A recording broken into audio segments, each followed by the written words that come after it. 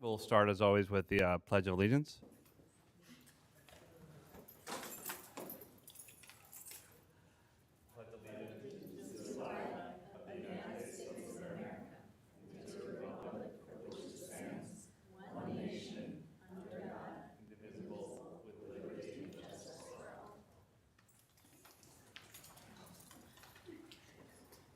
All right. We'll go on to the next agenda item, which is district celebrations. Well, good evening, everyone. Good to see a nice full house because we have people that we're here to celebrate today. So we have looked at our points of pride and trying to rename it because we're not using the titles of points of pride that we did before. Rather, we're kind of choosing people that are living out our core values. So through our strategic plan a couple years ago, we identified integrity, equity, joy, growth, and relationships as the core values of our district. And we try and take an opportunity whenever we're doing business here on the board that speaks to one of those values to point that out because it's active work. These aren't just words that live out there that no one really recognizes. We stop and we recognize it. And we do that in the people that work within Osborne as well. So the process for recognizing points of pride, it's going to take different forms every month. Sometimes it'll be schools nominating. It may be past recipients that nominate. It may be district-wide that folks choose to nominate.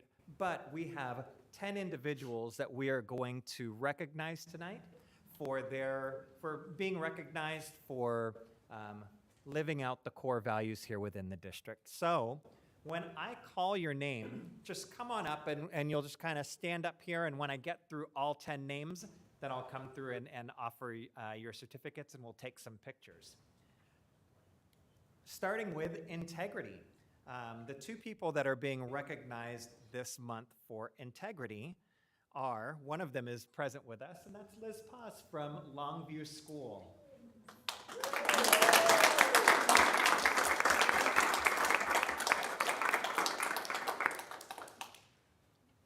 Liz is a psychologist at Longview School. Also being recognized, but not present because she's at a conference, has been all day and was yesterday and will be tomorrow, is Stephanie Sotomayor, our federal program specialist here within the district.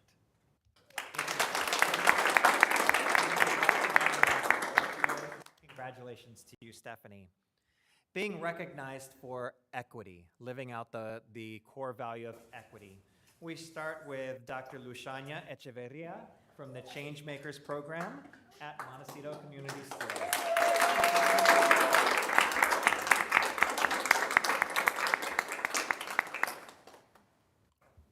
And Tatiana Torres, social worker from Osborne Middle School.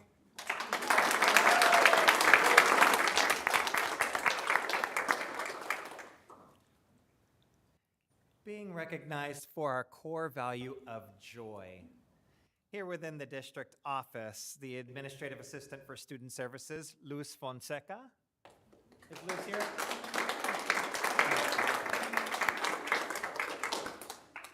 And Julie German, special education resource.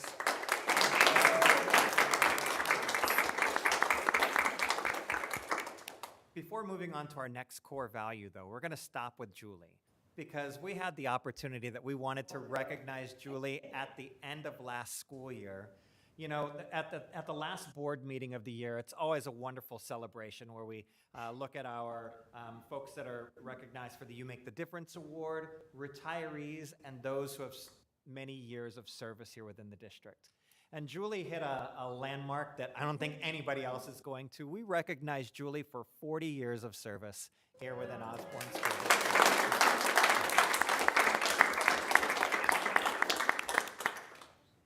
It's so wonderful when we look at growth to recognize and honor two teachers this evening. We're going to start with Cristina Chavez, kindergarten dual language teacher from Newfoundland.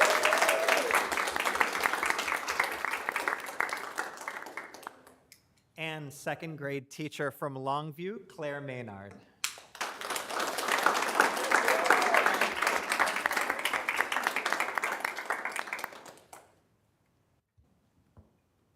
for relationships, the last one of our core values. Not present here because she just needs to be with family today, is Carol Hayes, principal of Osborne Middle School.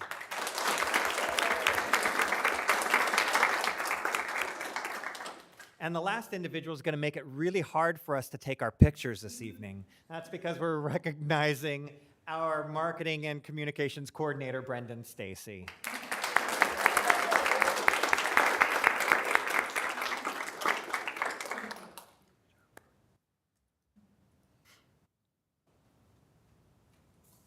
And one of our longtime partners, Tony Shiles, who has done a lot of marketing for us in terms of graphics, digital graphics, designed our district's new logo. But Brendan took it on to incorporate our core values, and you can see me wearing our lapel pin here. We're going to be giving this. It has our district logo, but the core values are all around that. So we'll have to make sure we get this to our recipients from last month as well, right, Abby?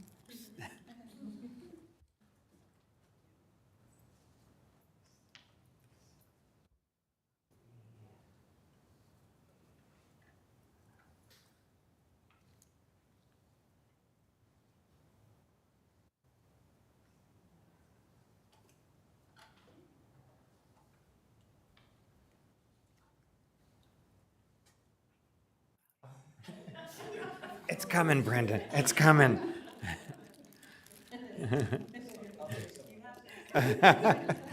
So you'll have something to hold up in the picture.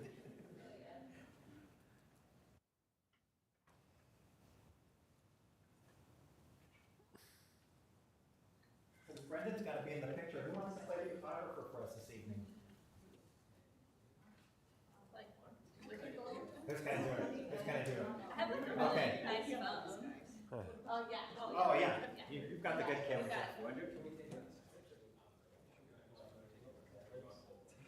Sure. Let's call a brief recess. Yeah. Correction, I've got one more announcement and then we'll do it. Okay. All right, so you guys can have a seat. We'll get pictures outside in a minute. Okay.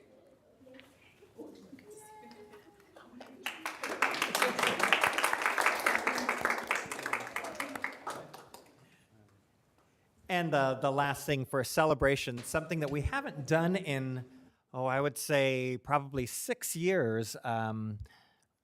We did it with before an election many years ago, and we haven't the last couple times. But we're going to be having in this room in 9 days from now a meet and greet for our governing board candidates. So the 5 people that are running for the 2 seats for the governing board will have an opportunity to come here. We will have some students participate in moderating the evening of asking questions and giving board member candidates an opportunity to introduce themselves to the community. So we look forward to you being here if you have the opportunity.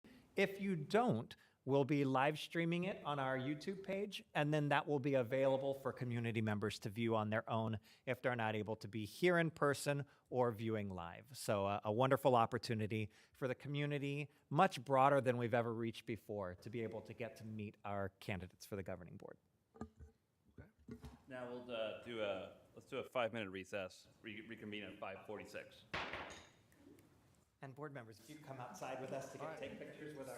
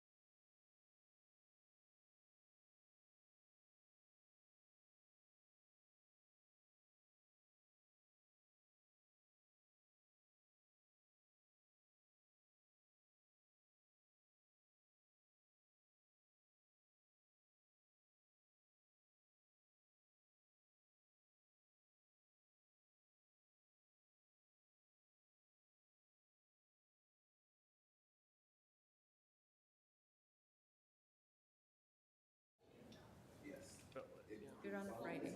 Is this wrong? It always tells me it's wrong. Anything to do. Happy spells it with an I. There's always something to do. Welcome back, everyone. Could call this meeting back to order, and we will next go to the consent agenda. Any motions? I move that we approve the consent agenda items. I'll second it. Motion's been made and seconded. All those in favor? Aye. Any opposed? Motion carries.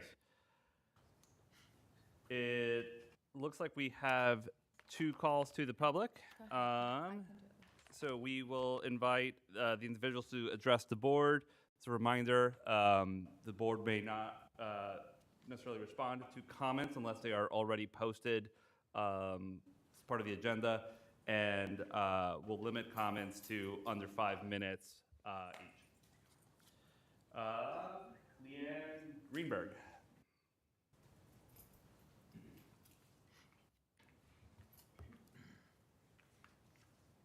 Hi there, my name's Leanne Greenberg, and I'm excited to run for the Osborne School Board. I'm an educator in the Phoenix Elementary School District. I'm a behavior interventionist, and I've worked with school boards here in Maricopa County, Pinal County, and in Yavapai County. I'm excited to be doing my own campaign and hopefully sitting up here with you all. So thank you for letting me speak, and have a great night. Thank you. Thank you, Ms. Greenberg. Violeta Ramos.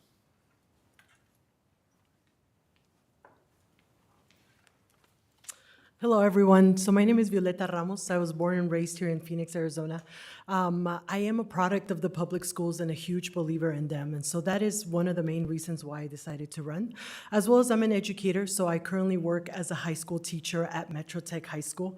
And I have been really lucky as I teach AP Spanish to receive some of the students from the dual language program here at Osborne. Just last year, I had a pair of twins, and they got a 4 and a 5 on the AP Spanish test as freshmen.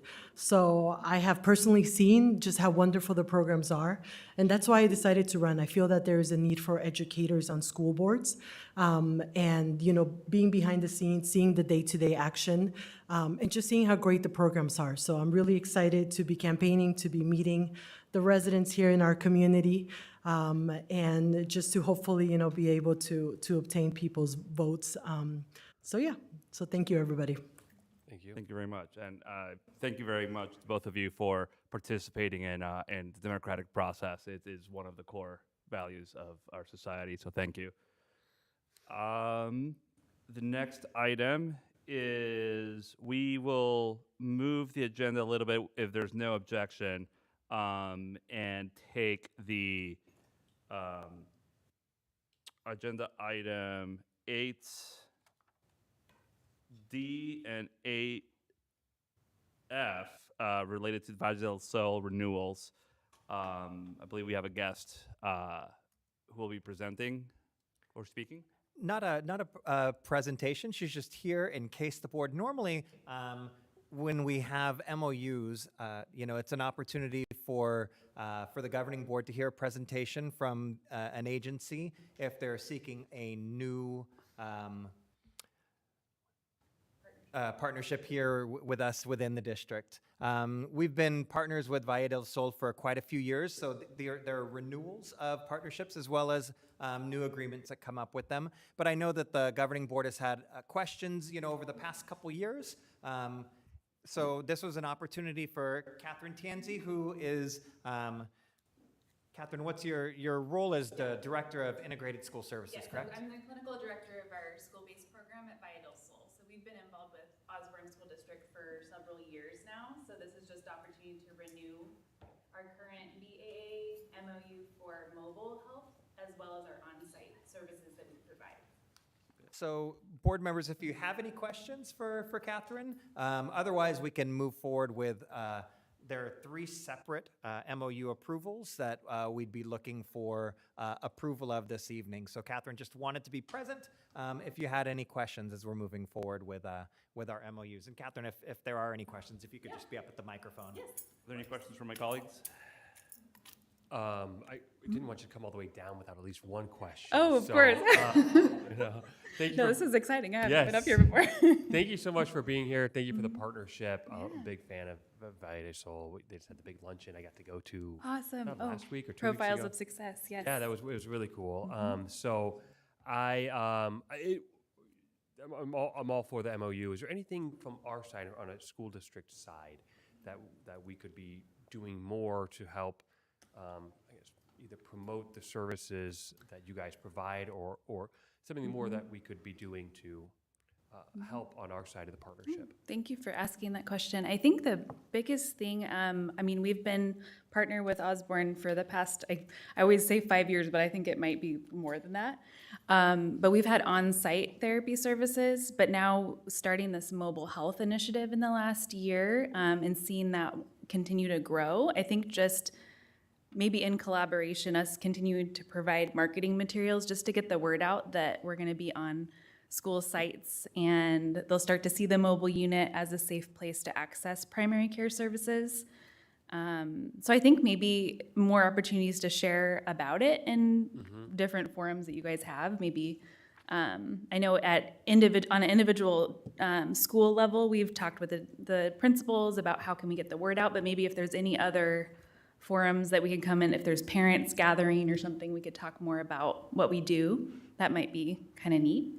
And Catherine, I'd say at least 7 because Okay. I've been in this position for 5 years. And Okay. you were a counselor at I was the Encanto first when I was counselor, yeah. principal. At Encanto and Clarendon was I was started as a school-based counselor, the first one in the program. So yes, that's true. I say 5 years like over and over again every year, I feel like, so. Yeah, Thank you for that. Thank you. I think that's a great ask. awesome, I guess thank you. I have a question now. So these were the same questions I had back then when I was elected to the board, which was when you're providing materials, are they and usually they're in Spanish and English? Yes. And how are we doing with the staff here? Are they mostly bilingual so they can? So our Vital Soul staff, so our patient care coordinators that are assigned to any enrolled students that are partnered with or with Vital Soul are bilingual. Several of our counselors are. The ones that aren't, we pride ourselves in delivering bilingual services by including interpreters. And we always reach out to families utilizing a language line. It would be awesome if all of them were. It's just difficult to find bilingual providers. But as far as our mobile unit, all of our medical assistants and care coordinators on the mobile are bilingual. And all our marketing materials we provide in both English and Spanish. Thank you. Yeah. Any other questions? Yeah, I have. Curious to over the last at least 5 to 7 years. It seems like it's been a good partnership. What criteria do you guys use to measure success, and how do you feel the partnership has worked? That's a great question. There's a lot of answers to that question just because on a clinical level, we measure success. We have treatment plans for every individual family and gathering feedback from them. One thing we started doing last year was sending out our partnership surveys. So we would send a survey out to each principal and just hear or even the social workers or whoever our champions are that are our connectors. Just to see how is the referral process going, our families, what is your stance on how has it improved the culture of the school, has it improved the mental health well-being of your school, getting that feedback. When we started the mobile unit, we actually have a program and evaluator position who his role is to measure anxiety scores, depression scores, ADHD scores, and looking at are more of our enrolled patients connected with schools getting connected to primary care? Are they getting wraparound services? So we're trying to see that increase through this additional piece of the mobile health and seeing if that's increasing access to care. Because what we've seen and what I've heard just from being in schools for this long is that schools really care about mental health of students and medical health. And I've heard them say, I've been trying to get so-and-so to go to a primary care doctor, they have this medical condition, and the nurse can help in some way, but then I've been asking mom to take them to the doctor, but she just can't get there. Maybe her work schedule doesn't allow, or transportation. And so seeing the mobile unit come into that and just break down those barriers. So just seeing that increase access to care. So we measure in a lot of ways, but I could give you a lot more ways, but right now, yeah, I should have come with a presentation maybe of that. Do you have data on outcomes? Do you guys have that information? Do you report that out, or is it available to share in a confidential manner? Yeah. What I'm trying to figure out is, what kind of students are getting services, what kind of students are not getting services that might need services, and are there any trends there in terms of who's being successfully referred to services, who isn't, who's sticking with it? Okay. In terms of, Yeah. if a child goes to 1 or 2 sessions, but for whatever reasons doesn't follow through, is there any data on what happened, why didn't they follow through, that sort of thing? So I'd be interested in, I Yeah. don't know if you have that data now, but I'd be interested. Not all in my brain, but yeah. Interested in knowing more either today or through a report to Dr. Absolutely. Robert So about that. our United Healthcare Foundation grant with the mobile health, we have a ton of metrics and outcomes that we have a program evaluator that has all that data. So we can share absolutely like general data. As far as like engagement, we've seen, as compared to like our general mental health, where patients are going to a brick and mortar office space versus school-based, we see more engagement because the children are there, accessible. So we're seeing longer engagement periods of time.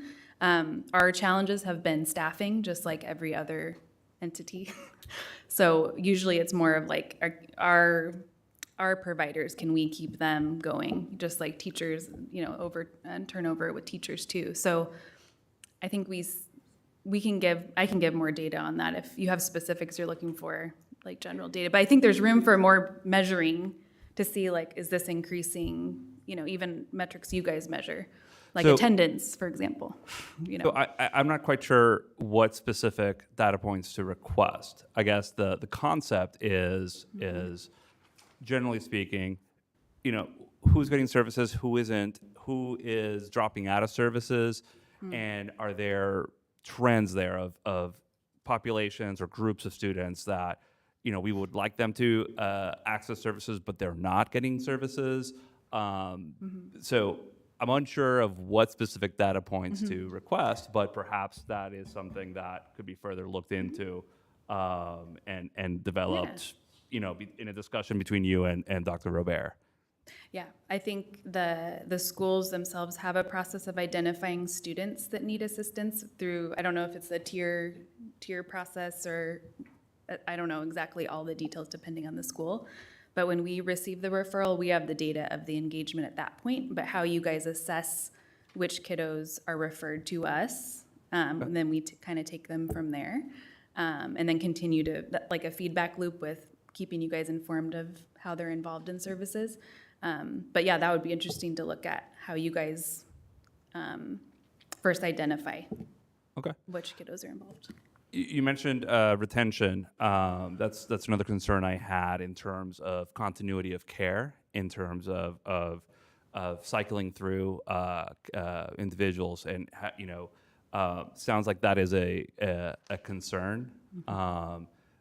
What kind of steps or actions is Valle del Sol taking to help mitigate that? Because I would suspect that, just from my children's own personal experience, just the continuity of having the same provider is helpful. Valle del Sol recently has done some equity increases as far as like salary goes. We've seen just the discrepancy with that. So we've been attracting more candidates that way. We've been doing a lot as far as self-care and HR related things to help staff stay longer. So we've been really pouring into that, because following the pandemic, it was really hard to even hire people, much less keep them. So we've really made a pointed effort at that piece. So I think, and as supervisors, just holding space for people who are providing care to children that are going through a lot of trauma after the pandemic, I think that's huge too, is just that building that safe space for our providers so that they can then provide the care. So there's a lot of things we've been doing though to kind of increase that retention. Thank you. What would you? Is there any notable successes and any notable challenges that you can think of in terms of your partnership with Osborne? Oh, wow. What's worked and what hasn't worked?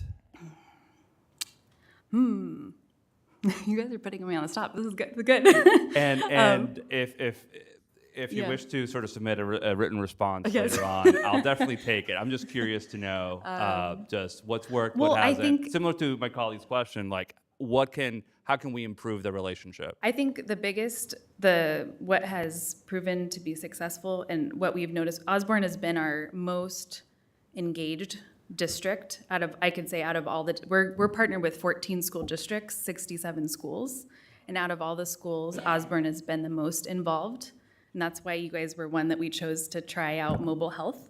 And I think it's really due to the relationships with the administration and with Dr. Robert, starting with like Caitlin connecting with Dr. Robert, and then I think just the relationships. We have monthly partnership meetings with our so the principal or at least the social worker to just check how are we doing? Is this working for you guys? How can we make this referral process better? What are the barriers?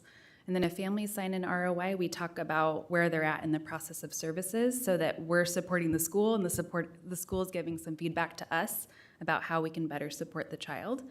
So that's going well, and we really appreciate the ongoing collaboration and relationship. I think challenges really come with the staffing again. It's like there's more need than we have staff.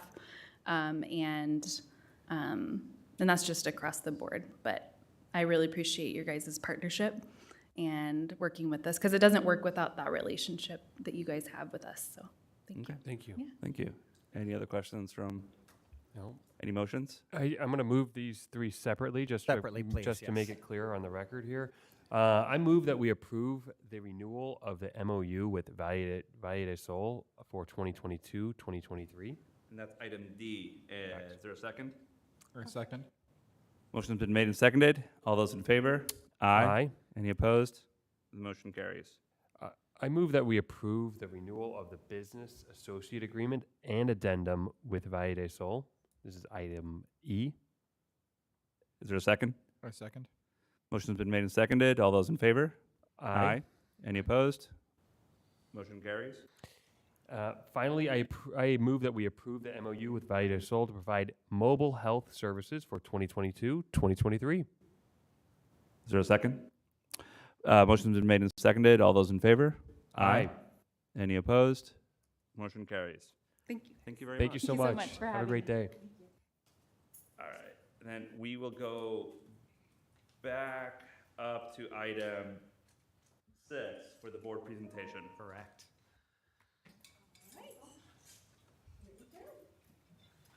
Good evening, Governing Board members. Good evening, President Flamont. We are delighted to be in front of you, as always, to kind of provide an overview of where we're at based on our fall screening data. I am happy to be joined with the lovely Melissa Robinson. Your official title is? Oh, man. Ma'am. Putting me on the spot. So sorry. Curriculum Specialist for Data and Assessment. Indeed, we like our titles quite long here at Osborne. So let's see, I'm going to give this a try to see if we can forward, otherwise, wonderful. Ta-da. Yay. Oh, No. no. Try again. All right. So in a short 15 minutes, we hope to give you a wonderful picture of who our Osborne students are using a fantastic new data tool that we have called EduClimber. That will help us set the stage for getting a pretty high-level look at our fall reading and math screening data We're gonna do that through the lens of our different subgroups. We wanted to be really intentional and transparent about the equity work that we're doing in terms of looking at our data. And then, of course, we will wrap up with describing kind of our next steps, our action steps based on what our data is telling us. So those are our three big pieces in a flow map. Remember, we talked about how thinking maps is a big feature of all of our schools' important work. I am going the wrong way. All right, before I pass it to Melissa, I just want you to take a peek at these adorable first graders. I had the wonderful pleasure of reading in Mr. Formanic's class over at Solano. If you give a mouse a cookie, and I just had to feature them in this picture. So kudos to Mr. Formanic, it was wonderful. So who are our Osborne students? I'm gonna pop back there. Melissa's gonna tell me to drive as we hop into EduClimber. All right, so, we're in EduClimber now. Okay, it's okay, I got the definition up here. So, EduClimber is like Abby mentioned, it's a database. And the reason we wanted to show it to you live is because it has a lot of capabilities to take data that we already had that wasn't connected, and to connect it in ways that can be really powerful. So here is just an excerpt from the company to just like outline that, but you'll notice that specifically like intervention tracking, ways to collaborate and to share information with different stakeholders at appropriate levels, and then just even early warning systems and thresholds that you can set. So like you can set the system if a child is below the 80% attendance rate, then it'll flag the child so that way you can follow up. And there are all kinds of different flags and ways to customize the program. So we wanted to show you guys what it actually looks like. This is a tool called Students 3D, and it's primarily used for questions like this: who are our students? And it has multiple filters so that you can see them. One of our favorite things about it is that you'll notice, you probably can't see, but all of the little circles are actually real students. And so we're in a feature called top secret mode. So you can't see any identifiable information, but all of those numbers are real numbers that represent real students that we have. I'm just gonna be kind of having to tell Abby what to click a little bit because I'm not back there. Abby, this is not, can you put it on active? Because this, you did already, okay, sweet. So there's the number of students there, and so these are all the students in the district. When we finish up with pictures, I think next week, we'll actually load the student pictures in, so that when you drop when you drop those little bubbles, you'll see their real children, and it's great to have a face there. So Abby's gonna just toggle through some of them. The top one is school. And so you'll see all of the kids disaggregate by their school that they're currently in. And another thing you might notice is that Encanto is listed first, followed by Osborne Middle School. Now that is not alphabetical order or anything. It actually does that, if you notice, because it puts the biggest group first and then it goes down to the smallest group. So sometimes that's a little bit tricky, but it's just something to keep in mind, and it does make it visually easy to follow. All right, so she's gonna go ahead and move to grade. So this is the whole district we're looking at. And then our students by grade levels. And so again, it's by the most. So we have the most third graders in Synergy rostered, and then second and first, and it goes down. So even just this information is really nice to have. Here's gender. It's so very close. But that's a good filter for other, when you layer the filters. And ethnicity. So this is the one we used to put together your data tonight with the screening data. So this one, this is kind of important because we're going to be looking at it for the FastBridge data. So Hispanic district-wide is about 62%, Black or African American 14, white 11, American Indian or Alaska Native, what is that, 5? 5, 2 or more, 4, Asian 2, and then Native Hawaiian 0.2%. So those are our Osborne students this year. And you saw there were about 2,500. There are some other filters in there as well. We're not going to go through those tonight, but you'll see there's also 2 sets. So the program's really cool because you can look at many things. Like you could look at, I want to see 7th graders by like their attendance rates compared to male versus female. So there's a lot of different filters, and you can layer the filters to get really the information you want, and you can see how quick it is. All right, so that is EduClimber, and that's where what we use to work on getting the data for you tonight. Oh, I clicked next. And so we're going to just jump into that now. So you've probably heard the term FastBridge quite a bit. We did use the FastBridge system last year. It integrates with EduClimber. They're both the company Illuminate.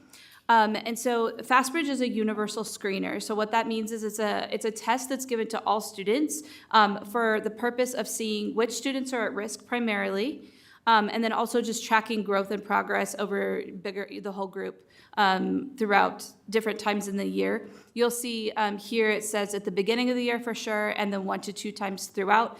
The company recommends 3, and NWEA, before we had FastBridge, we always did 3 times a year, just kind of like benchmark, because it's a good time, it's a good way to see how kids are progressing. So it screens in reading and math, and we're gonna go a little bit more in depth to what those tests look like and how the grade levels are different. Okay, so before we jump into that, these are the levels of risk. And this is important because it's come up a lot with our educators and administrators, because it's just really sensitive to say, you know, like to communicate to a parent, like your child is high risk. No one likes to do that. But it is really important to just understand what those levels of risk mean. And we call them benchmarks because it's predicting if the student is how likely they are to meet the end of grade level benchmarks. So for example, if they're supposed to know the letter names, the 26 letter names by the end of kindergarten, at the beginning they only know a few, 2, 3, 4, they probably have a high likelihood of not knowing that without some kind of intervention. So that's what these levels of risk mean, just in all different ones. So advanced is obviously they're very high. Low risk is that they're likely to meet grade level goals, again, with just like typical tier 1 instruction. Some risk means they might need a little bit of intervention, and high risk means they're going to need intensive intervention. And we'll talk about what we're doing for these students at the end of the presentation. So those ones are important. Do you have the papers? I do. Okay. So in just a moment, we're going to go into our specific data. So I'm going to give you a hard copy in front of you as well.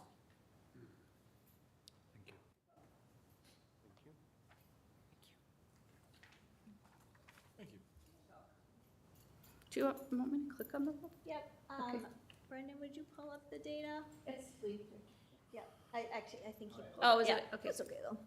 So you'll see, you'll see in front of you, you see on the screen, we've got our 2 math screeners on one page, and then our 2 reading screeners. Early math looks different for our kindergarten first graders. That is a one-on-one assessment, and there are more parts to it.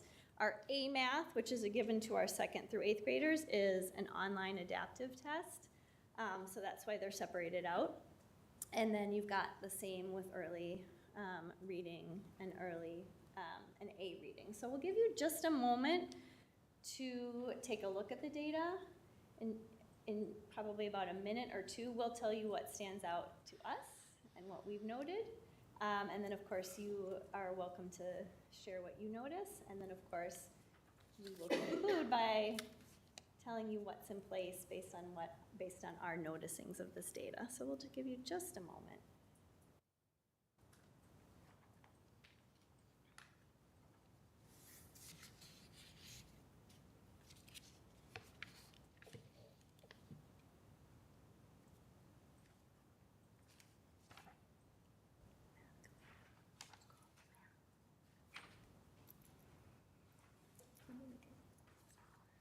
Can you fit it on one page? Like, You can delete the spacing. perfect.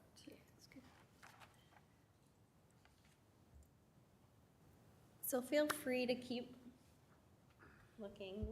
We don't have too much time, so we do have to go in. I also I would like to add that this is a lot, and we also have a lot more data. The EduClimber is just chock full of data, so we welcome additional follow-up questions. We'd be happy in a work study to dive in deeper. This is very high level, so we just want to preface that we are happy to come back and go much deeper. Just we won't be able to do that, unfortunately, with the time we have here. So something that we noticed with early math, something that really stands out to us would be the discrepancy or the disparity of our Native American students, a much higher rate in some in high risk. And so we are so fortunate to have Ms. Stevens here. She actually just presented this data to her families at a parent meeting 2 nights ago. So there is an awareness level there. We also know our Native American population was so disproportionately impacted by the pandemic, and so this would be something that we're noticing and doing something, and we are actively working to counteract that data again, and moving students out of those high-risk levels. We also notice something that stands out would be that our 2 or more students who are 2 or more races and or white have much higher percentages in the low risk or some risk. So just things that we're noticing. Ms. Robinson, do you want to take? Just that follows a similar pattern, you know, with as they move to A math, because early math is K1, and then A math is adaptive on the computer, but it's the same type of skills. It's just one's teacher administered and one's computer administered. And I understand that now because I have a kindergartner who I had take this test, and he's like, "How do I click it?" So I'm like, okay, so that's why it's computer or teacher administered when they're little. So that was just interesting that some of that does hold true as they get older. I saw a question. I have a question. Yeah. Why is only for the percentage of students with by benchmark, I only see the Asian ethnicity Good question. bottom Really good question. for the benchmark? That's an excellent question, and I'm so glad you brought it up because I meant to. So the Asian group for the K1 is so small that statistically you could identify those students, who they are, and so it's not like ethical to like post it. But thank you for asking because it's a great notice. You'll also notice that advance exists once they get to the higher levels because there's just that additional benchmark which doesn't exist in the early tests too. So you'll see 4 to 3. Another discrepancy or disparity that we notice would be with our Black students. They have a much higher rates of students who are flagged for being high risk in math and some risk. So another noticing that we are paying very close attention to. As we move to early reading, so if we could slide down to our literacy data. Thank you.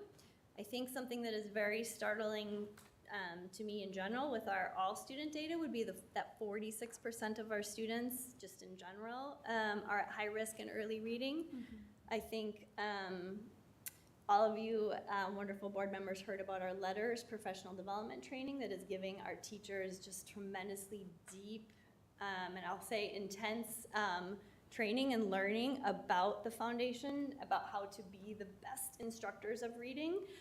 So I think the timing of that training is wonderful because we have a lot of work to do as our data is showing us. One thing I just wanted to point out that I noticed, you mentioned about with the early math, K1, just math in general for Black African-American students with the some risk and high risk being so high. If you'll notice, you see that at the 2 through 8 level, but at the K1 level, it's much different. Those are students that did not have pandemic affected families, but their academics weren't pandemic affected. These are students that were here that we've had. So I'm hoping that there's actually a high number that are at low risk, a much higher number than at the 2 through 8 level. So our hope is to maintain that and push those students at some risk into that low risk category. So some good early interventions before time goes on. Thank you for pointing that out. Yes. Do they have any other questions about this? Do you all have any other questions before we move on to our interventions and things? The 2 or more ethnicities, is that new? Because I don't remember filling that out for my children ever. I would say we can find out. It is fairly new, yes. Not when you enrolled your kids. Yeah, yes. But I would say within the past 3 to 4 years. Or is it even older than that? I was gonna say 5, I'm not sure. I want to go check Parent View now. I list it for my kids. Yes. It's a great option. I'm glad we have it. Again, lots more unpacking. There are many different directions we can go with this data. We're excited to have EduClimber because I think it really makes the data analysis that much easier. And we can answer so many questions that come up. I know all of you probably have questions in your head. I always have questions in my head, and EduClimber allows us to be able to do that. If you would go back to the slides and then that last. So not more important to the data, more important than the data, probably as important though, is what are we doing with the data? And honestly, we had a lot of these things in place prior to, so it is affirming that we were on the right track when we did a lot of deep thinking this summer about what our students needed. We are working very hard on bringing teams of teachers. Our teachers are better. We were smarter when we are working together, that efficaciousness that we're really building. So our principals are working really hard to support their teachers as they come together, plan together, look at the data together, decide what's next. So those grade level and content area planning meetings are happening on a regular basis. Teachers are looking at that data together, not in isolation. On a very regular basis. And then from those meetings, not only are they planning that strong core one instruction, which is gonna hit those kids who are at low and some risk right where they need, they are also planning those intervention groups. We know those kids in high risk need more. And so our teachers and principals and MTSS specialists and master teachers are getting really creative about how and when they can provide that more support, those intervention groups, and how to regularly monitor the progress.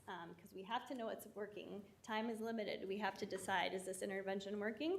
Let's collect that data regularly. If not, we need to try something different. And so within actually that system EduClimber, we are able to track that progress monitoring data. It's right at our fingertips. Our leadership teams are regularly reviewing this data, as well as doing some of that ongoing equity work regarding some of the disparities and discrepancies that we saw. That letters training is really building our toolbox when it comes to how to be the best reading instructors we can be. We have amazing supplemental programs that aren't an intervention per se, but they are adaptive and they meet kids where they're at in reading and math. And then for our ELs, we have something called Lexia in English, and then our dual language students have iStation. Our 21st century programs are rocking it in terms of providing engaging yet targeted. We're kind of sneaking the learning in a lot of neat and creative ways to provide above and beyond support. And then of course we're continuing to meet that whole child approach through conscious discipline and just those SEL supports. And I would say, I wanted to say this before I started because none of this is me doing these things. You heard all about these things that are in place at the schools when you were visiting. So I'm really just speaking truth to what's already happening. But I know you heard about a lot of these things as you were out touring the schools a few weeks ago. But I just wanted to put them all in one place because they really are supporting the data that we have and our need to continue to move all students forward. Anything I did not add that you would like to add? Just that it's been really great. Our MTSS specialists are a specific group that everybody is MTSS and everybody contributes to the system of supports because it's many supports, as you see. But that group has been working really hard, especially with progress monitoring and EduClimber, and not only to do those groups and that data collection themselves, but to support teachers and doing that too, because we know even just teaching Tier 1 instruction just, is a lot. And so it's been really great to have them as well. All right. Any questions? Thank you. Oh, thank you so much. Yeah, you're welcome. Thank you. I want to commend you for this work and presenting this picture. It is a snapshot in time, so it is going to be important to track this and see the trends. Data by itself is just trivia. You need to have the analysis and develop that body of information, and then exercise judgment and discern what's important, what isn't. So I look forward to hearing more about about trends, that just not a snapshot. So I appreciate the offer of talking further in a work study or another more just in-depth forum. But thank you for putting this together. Of course. Thank you.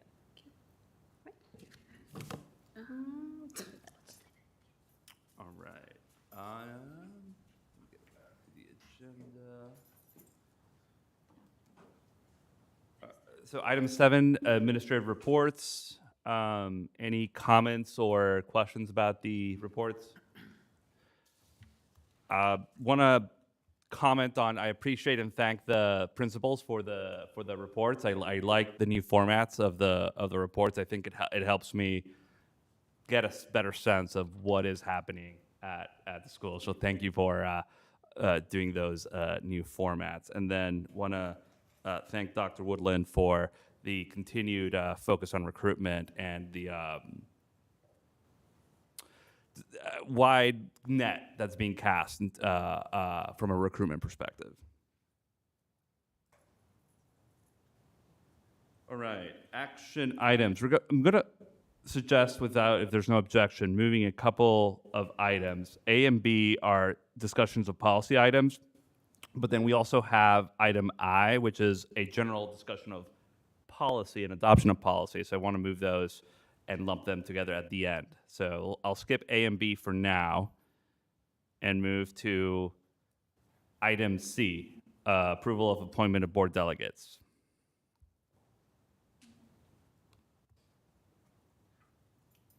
Yeah, so this is in relation to the county meeting.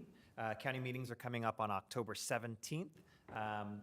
At the county meetings, there's a vote for the in the county director election, and so this recommendation is approval of a board delegate, an alternate if you so desire, to represent Osborne at the ASBA county meeting on October 17th.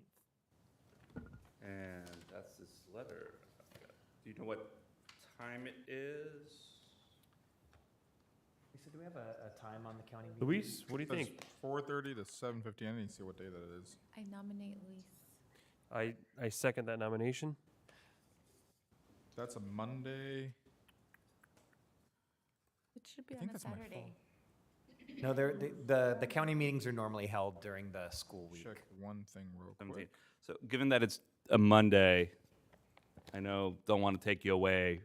Well, it's probably. It's in the afternoon. That must should in be the fine. I just afternoon. need to check the school calendar because I might be on fall break, which will make it easier.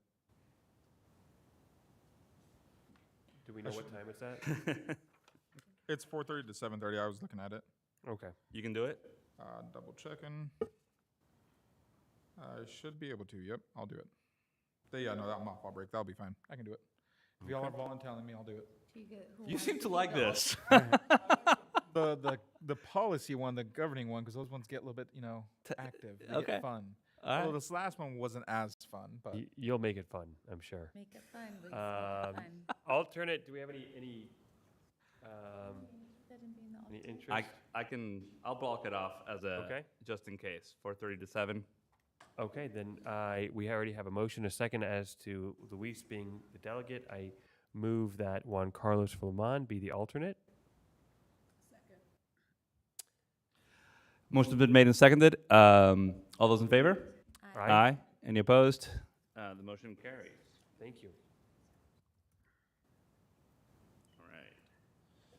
We go back to item D was done, item E was done, item F was done, item G, approval of MOU with Galpatch. Any questions of Dr. Robert? Well, this is for Solano School. So, Ms. Norwood, do you want to come forward and address the MOU with Galpatch? And there's someone here from Gallup. Yes, and I'm sorry, I didn't realize that you were here with Ms. Norwood. Come on up. I would have moved this up. I would have asked to have this up in the agenda. Thank you for your patience. All right. Well, you get to learn all about our board district tonight.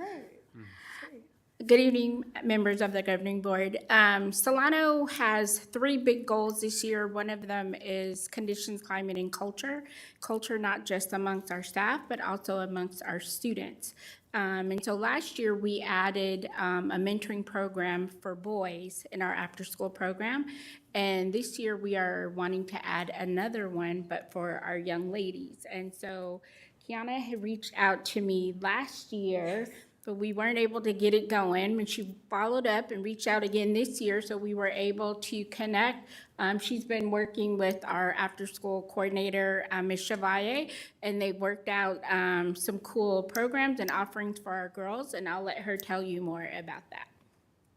Awesome. Hello, everyone. So my name is Kiana. I started Gel Patch in 2017.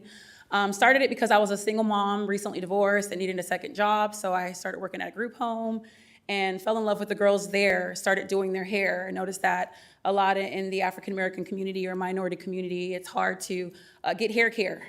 A lot of girls are going to school, their hair in afros, doing different things, people making fun of them, not feeling confident because of the way that they look.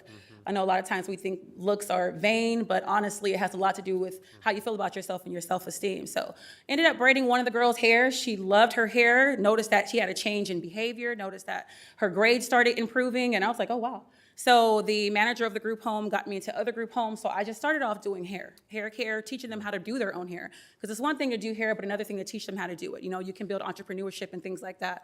So from that, we did choir, we did dance, and things have just been rolling. I've just been getting so many different adults, different professionals who've come to me and say, hey, I know how to sew, I know how to do this, I know how to do that, can I teach the girls? And what I have been so far for Gel Pass, we're just like a brand, we're just like a tree that's connecting the girls to the professionals. So we may not have the experience within ourselves, but we reach out to the professionals and provide the services for the girls.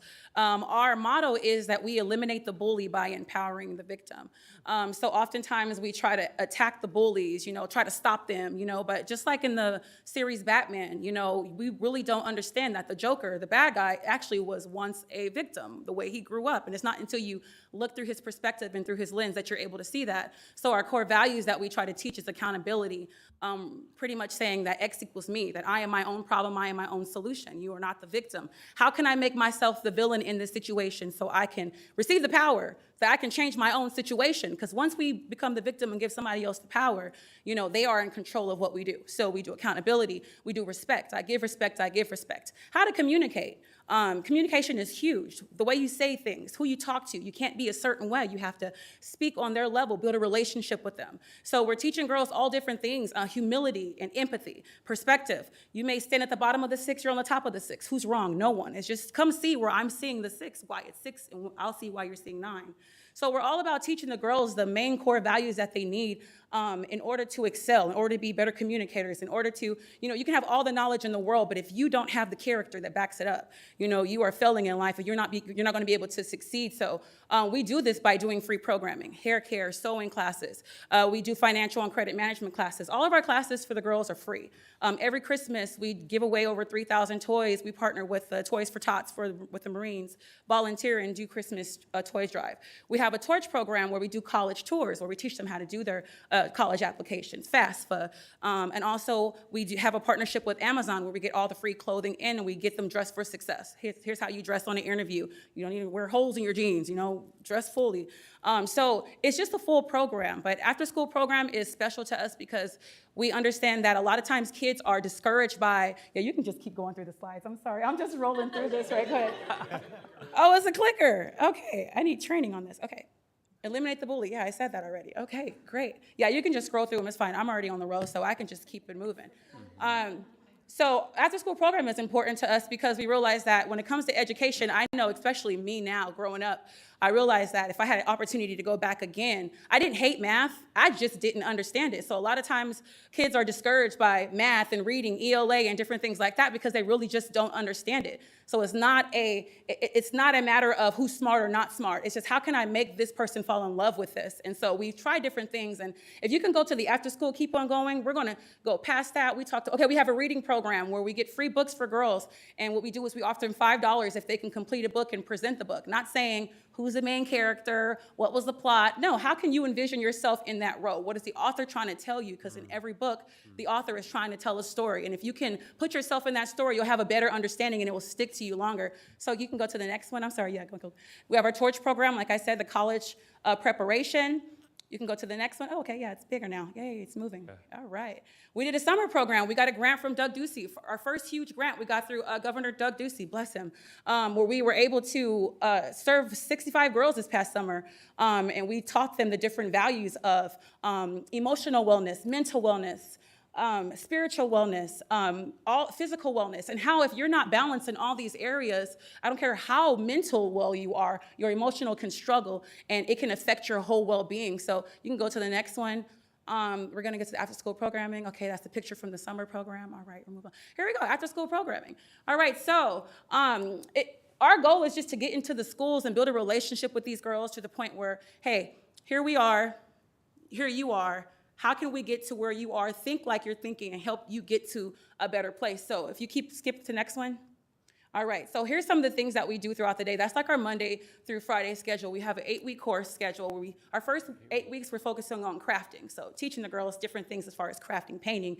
Etiquette, it's very important to learn etiquette, not only the way you eat, but how you communicate. Your hair care, culinaries, cooking, and things like that. Sewing, business entrepreneurship, performing arts. So singing and acting, all these things plays a part on how confident you are with yourself.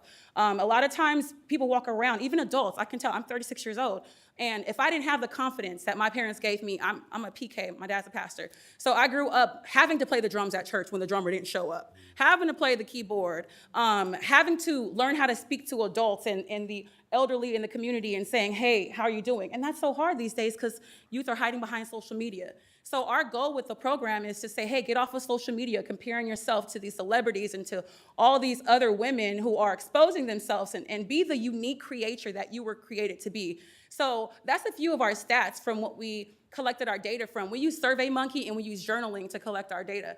Journaling is huge for us because we track it by the first day of journaling, giving them topics. What do you love about yourself? What can you do better in? And then we track it every month to say, hey, well, where are you now compared to where you were before? We do SurveyMonkeys to question them on, if they learned better. We use their grades to show how much they've grown as well. So 90% of the girls receive more confidence. 90% of girls can communicate better. 95% of the girls' grades have increased. 83% of girls love math and ELA, because that one needs to be a little bit higher, but they're growing on that. And like I said, the way they love it is you teach them. They're not afraid of it anymore.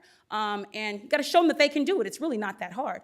And 90% of the girls fall more in love with life. And that's huge for us because a lot of times, suicide rates and depression and things like that is so huge, especially with comparing themselves with social media. But how can I love my life more is huge. 92% of girls increase in our core focuses, which is our core values that were listed before. So yeah, we could just go through a day, a stretch and share. We sit in a circle. We do homework help. What do you have to work on that we can work all together where your students and your peers can help you and show you in ways that they learned it, not only the teachers, because we do have certified teachers that come in that help them, but what can other students teach you? And from learning that, the students that actually are teaching feel more empowered too. Like I can show someone else how to do something. Journaling, we do that. And then our enrichment, which is the sessions that are below, we end that at the end of the day. Getting in the community, building gardens, and picking up the trash in the school. That's a part of our community work. Making care kits for the homeless. We're not going to go out there for safety reasons, of course, but sending them care packages and side baggages with sandwiches and just a 99-cent card saying, you are not forgotten and things like that. So we try to connect the girls with just all different sides that they would not get at home sitting in front of the TV and social media. Let them get a glimpse of the real world and help build themselves. So I've been doing this. Whoa! Okay, oh, it has sound. Okay, nice. I didn't know we had sound. Okay, yeah, that was our toy drive. We had a mother-daughter tea party. It was really good. So yeah, that's just what we do. I know I talk 50,000 words per minute. My mom disciplined me for it when I was a child, but she didn't know it was actually a skill. She just didn't know how to fashion it. But yeah, I appreciate your time. And if you have any questions, you can. Are there any questions? Love it. Just everything about it, fantastic. Can you teach me how to do my girl's hair? No, serious question though. Yeah. I'll work on that someday. But so you said an 8-week program, and Yes. that is it like 8 weeks in the fall semester, 8 weeks in the spring semester? It looks like it's 5 days a week. Could you talk more about like the consistency of the program? Yeah. So the session is it's 8 weeks total, but like each one of the items is covered in 8 weeks. And so we calculated that with the whole school year. Okay, So this is within every each, day, full yeah, school every year. day. Oh, So we wonderful. already passed August, and I talked to the coordinator about that. And so that's fine, but we have a way of mixing the last two and making it work. So yeah, for 8 weeks for each focus, so that they can I see. advance, yeah. Oh, that's wonderful. Thank you so much. What kind of capacity do you have for students? What's your, do you have a cap in terms of how many students you can take, or what kind of Yeah. you're expecting? Yeah, so when we start off, we want to do a survey and see who signs up first. Okay. So the goal is actually to be no more than 30. Okay. But if there are more than 30, we don't want to turn away. We'll just ask for a separate classroom Okay. to do the younger kids and separate them from the older kids, which is goal anyways. But yeah, it's really no cap. So yeah, that's where we are now. Okay. Any other questions? Oh, I move that we approve the MOU with Galpatch. I'll second it. Motion's been made and seconded. All those in favor? Aye. Aye. Aye. Any opposed? The motion carries. Congratulations. Thank and you. Thank Good you work. for coming It's tonight, and wonderful. apologies for not, we would have called you earlier. Okay.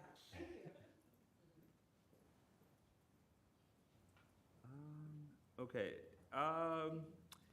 Dr. Robert, do you want to discuss the tax rates first before Now, we let's get do to the policy. Let's do the policy Policy. update. Whoa!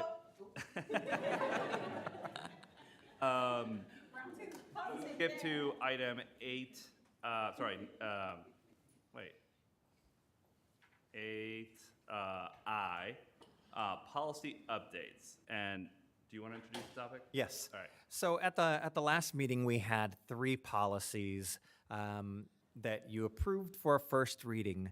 And one of those questions, there was a lot that's come out of, every summer we get policy updates from ASBA, and we bring forward a request to approve certain policies or not. And one of the questions that was asked was whether or not the board has to approve those policies or not, especially knowing that legally we're doing certain things. So is it necessary for it to go into the policy manual if we know that we're following law? So spoke with district's council about that, and the recommendation basically was that the district only needs to adopt policy due to legislation if the law requires that the board have a policy on that. For instance, bullying. The law requires that the governing board have a policy on bullying. So, when that came up in years past, we were required to then put in a certain policy on bullying, and there may be certain state statutes that are specific that'll be linked to that. There are certain policies that may have to do with face coverings. So there may be a policy update related to face coverings in schools. Well, we know that that there are laws that say that we cannot require face coverings. So do we need to go in and do a policy update on all the policies that may have to, something went through the legislature saying you can't have a policy about face coverings in your school visitation policy. Well, laws already state that we can't require face masks. So there would be no need for having that type of a policy. It's just only if it's required. So that's some background from council. I'm not sure if the board wants to discuss that in general or specific to the policy updates that are listed for tonight. But I mean, that was just an update, more of a discussion point. Doesn't have to be discussed. It was just info for you as you go to consider policies now. And this is something that, I know I've raised a couple times with certain policies that I disagree with, and I think that this are in conflict with the values of our district, and not wanting to give the appearance that we are in agreement, or at least I'm in agreement with the policy. I will follow the law, and we should follow the law, but that doesn't necessarily mean we should, in my opinion, institute a policy, and give that imprimatur of support. So I also, in some of our conversations, you mentioned that that if we wanted to take this perhaps a pick and choose type approach, that we might need as a board to give direction to Dr. Robert, to help him assess what recommendations he makes to the board when adopting a policy. So I recall you saying that you might appreciate in some instances further guidance from us. Well, and I think it gives an opportunity for administration to discuss certain things. What we don't want to turn the boardroom into is a political mechanism per se, that we're kind of falling on certain sides. It's your job to create policies that govern the functioning of the district, and then ours is administration to carry that forward. But it'll give me some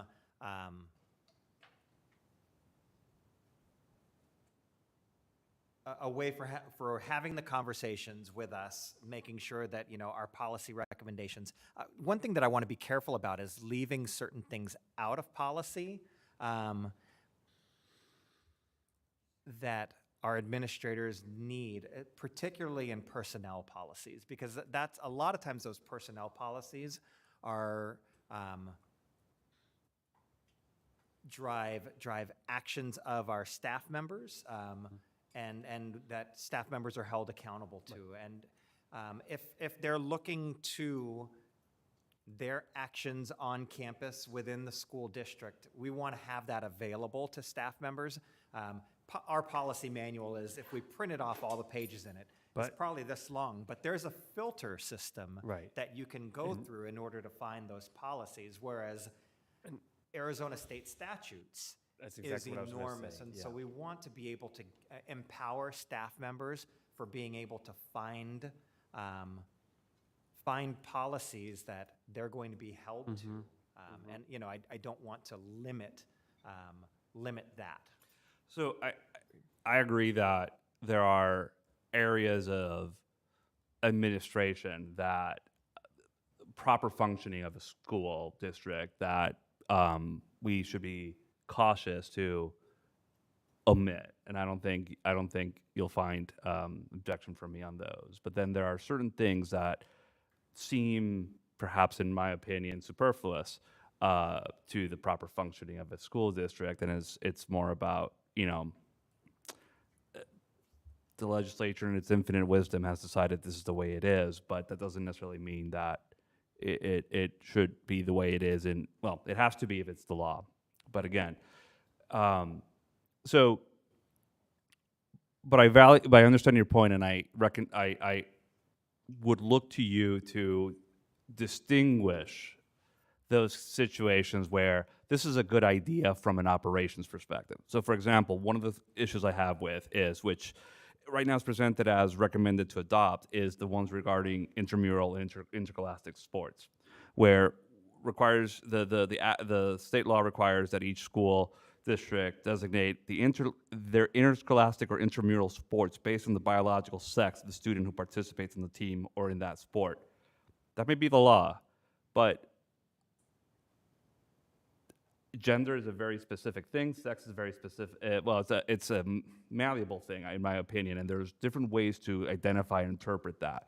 And what I suspect this is you have a boys' team and you have a girls' team, and it all needs to match up.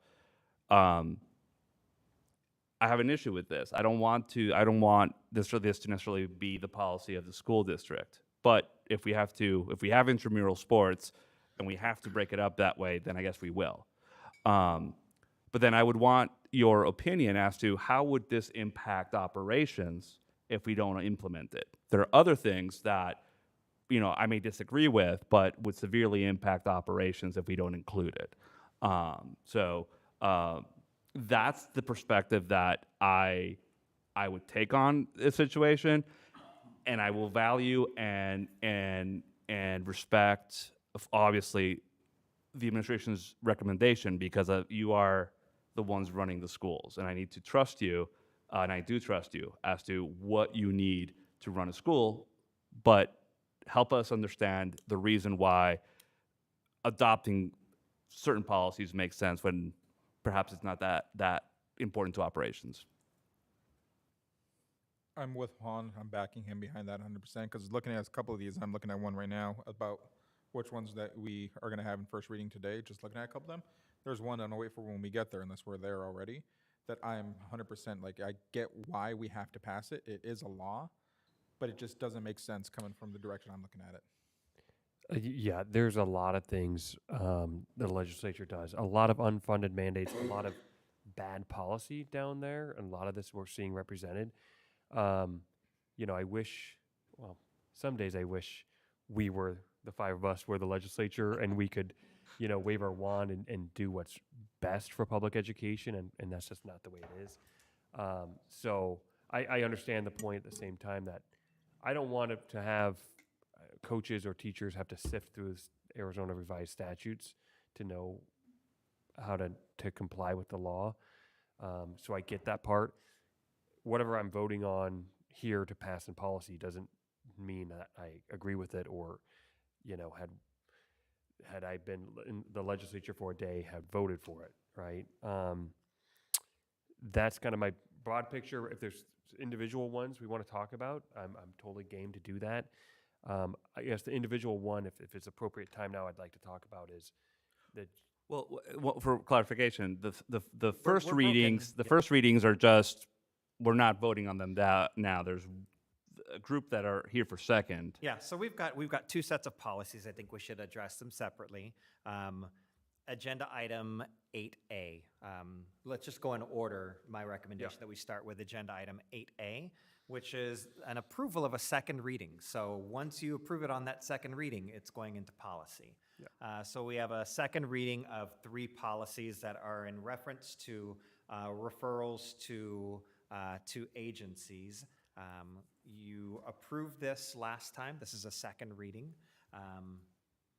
And this is one of those legally mandated policies that have to do with, number one, if we do not adopt this policy, then that means that we cannot have the mental health agencies on our campuses. If we're going to, with referrals coming from us, if we're going to give referrals through the district to those mental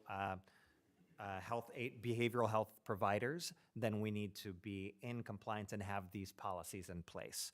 So it's my recommendation that the board adopt JLDAB and its regulations and exhibits. How are we, this is, again, another one. I get the recommendation, totally understand it. I'm with you. This is one of those in the category of legislature trying to, in my opinion, discourage things or make it harder as an opt-in rather than an opt-out. What are we going to do? It's the beginning of the school year. My little 4-year-old brings back little opt-in forms in her backpack. It's very hard to get those things turned in my estimation. Just communication and all that kind of stuff. What are we going to do to kind of help promote opting in for these referrals now that legislature made it harder? There are a couple things. One can be done, at the very onset when you're, so that it's not coming home in your 4-year-old's backpack, that it's part of that, you're dependent on your child bringing you something that could be critical to their overall health and well-being. So that can be part of the online registration process. Additionally, we have access to who has opted in. So when it's time for,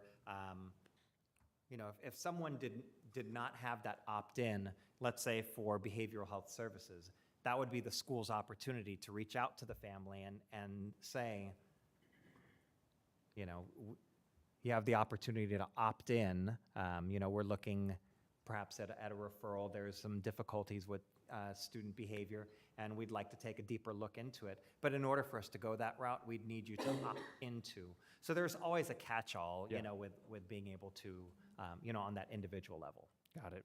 Okay, that makes sense. It's an added step, it's an added burden, you know, for our folks to do, and I appreciate the, you know, always willingness to jump through those hoops to do the best thing for our kids, so. I think they also offered an option, I think, for Felix, with like the digital option, which was very helpful. A lot of people are able to opt in that way during like student, enrollment. So, but I share some of your concerns, Ed, and but I definitely value sort of, you know, having Bagel Soul here, right? You know, and being able to access those services. Is there any any other concerns about these sets of policies and regulations? I think my concerns lie on a bigger picture rather than just our district, because I think our district does a solid job of making sure we get our students to opt in. My bigger concern with this specific policy, and a lot it relates to, is that I think this will cause more students to fall through the cracks due to issues in home life than it will help. And like you said, it's just another way they're trying to micromanage and discourage. So my issues with the bigger picture, but in order for us to maintain the level of quality we have in Osborne, there's something where I'm like, we have to accept this one. Yeah. At least for us, we do it well. My worry is, like I said, other places. I move that we approve the second reading of ASBA policies revisions JLDAB, JLDAB-R, and JLDAB-E. Motion's been made and seconded. All those in favor? Aye. Aye. Any opposed? The motion carries. All right, so now we're on to the very long set of first reading. So I just want to go over a couple of my recommendations. In that, you know, this numbers, it's huge. We've got over 20 policies, and we, you know, out of a way to try and avoid spending 5 to 10 minutes discussing each policy, we've organized it into a sheet that has recommendations to approve or if not. So I want to go over some of my recommendations, whether or not we approve them. And I have a packet then that if you so approve of all of my recommendations, you would be able to simply make a motion to approve the first reading of those policies as recommended, like it's written there. If not, you can make your adjustments. But let me just kind of walk you through some of these policies that are here. The first one of note, and this is in different order than my recommendation sheet, but I'll go by what's listed here on the board page. Policy KI, which is in reference to visitors to schools. There are a few policies here. We already have a policy KI. So there's no need for us to approve policy KI. We already have a policy, and that is required by law, that we have policy KI that says that there's going to be a procedure set in place by the district for visitors in school. We do have a policy KI-RB, a regulation of that states that, and this isn't listed there, that states that you have to wear a face mask if you're coming into schools. Recommend that we pull that because we can no longer have that policy on the books that requires face masks. Policy KI, so anyway, that's KI-RB. I recommend that we remove. There's no need to approve policy KI. KIR, KIE are required. That kind of goes through what the requirements are when you're going to have visitors on campus. The next one in particular is policy, if you go halfway down, GBGCB, which is staff health and safety. That is a COVID-specific policy it's a prohibition on COVID-19 vaccination and masks or face coverings. I don't feel that this is a necessary policy for us to put in there. It's not required.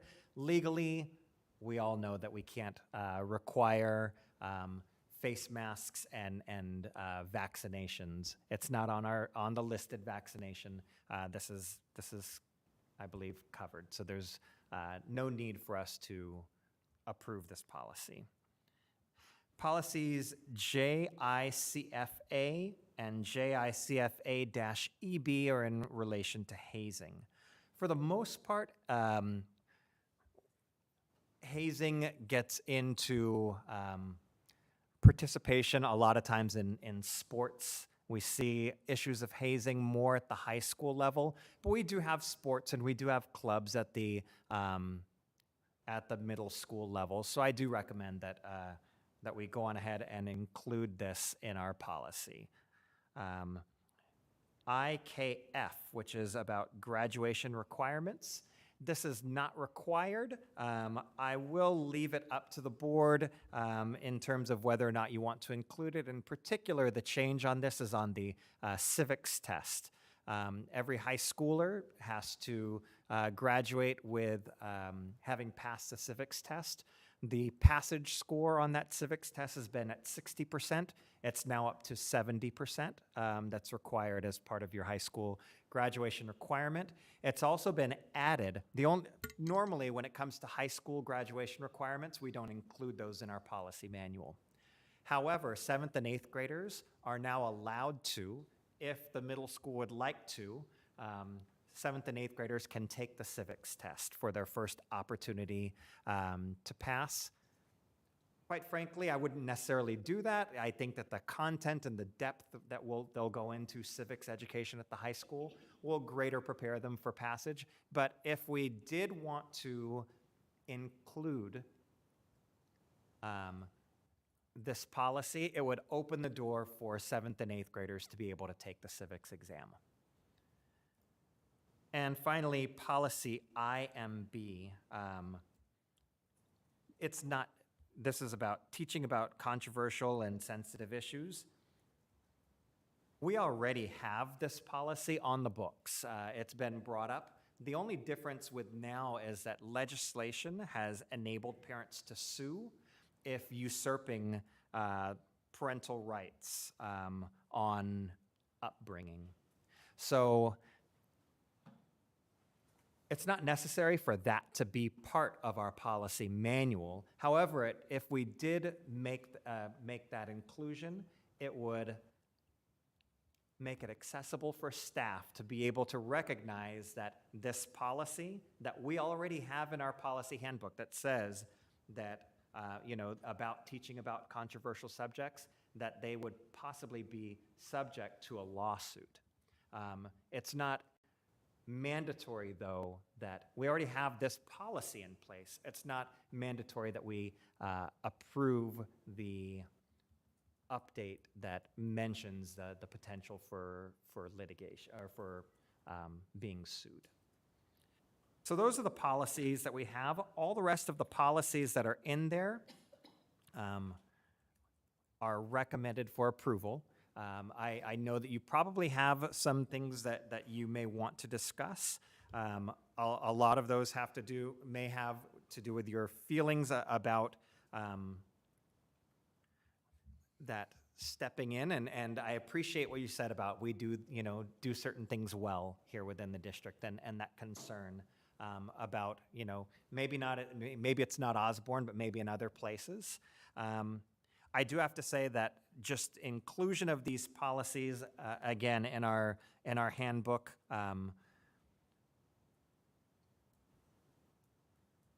makes access to this information very searchable and a lot easier for us when it comes down to, ultimately this is policies that are out there, but in terms of the administration carrying it out, it makes it very accessible to us as staff to be able to have this in our policy handbook and be able to see what some of the legislation that is out there that may not require that we have the policy, but all of these policies are cross-referenced with state statutes in it. But anyway, I'll open it up. My recommendation that's on that sheet includes approval of all policies as presented with the exception of GB, GCB, and IMB, and IKF. But I open it to the board for conversation about policies. I want to clarify something. So, what I heard you just say at the moment, and I'm focusing on that aspect, but